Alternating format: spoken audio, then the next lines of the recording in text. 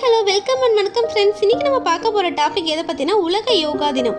ஒவ்வொரு வருஷமும் ஜூன் 21 அன்றைக்கி உலகம் முழுவதும் உலக யோகா தினம் கொண்டாடப்பட்டு வருகிறது.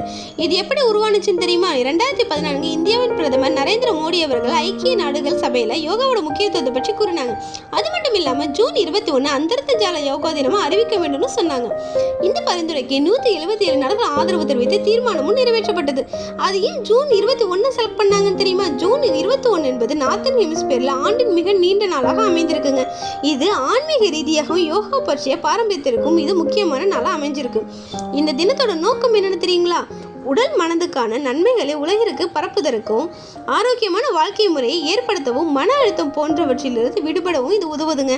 முதல் யோகா தினம் ஜூன் 21, 2015 உலகம் முழுவதும் கொண்டாடப்பட்டது. அப்போ நியூ டெல்லியில் 35,000 பேர் பங்கேற்று உலக சாதனை உருவாக்கப்பட்டதுங்க. இந்த இன்ஃபர்மேஷன் உங்களுக்கு பிடிச்சிருந்தா எங்களை லைக் பண்ணி ஷேர் பண்ணுங்க. மேலும் இது போல தகவலை தொடர்ந்து தெரிஞ்சுக்க சுட்டிஸ் கிங்டம் சேனலை சப்ஸ்கிரைப் பண்ணிக்கோங்க. இன்னைக்கு யாரெல்லாம் யோகா செஞ்சுங்களோ அவங்க எங்களுக்கு கமெண்ட் பண்ணுங்க. சுட்டீஸ் யோகா பண்ணுங்க, ஆரோக்கியமாக இருங்க. டாடா பாய்.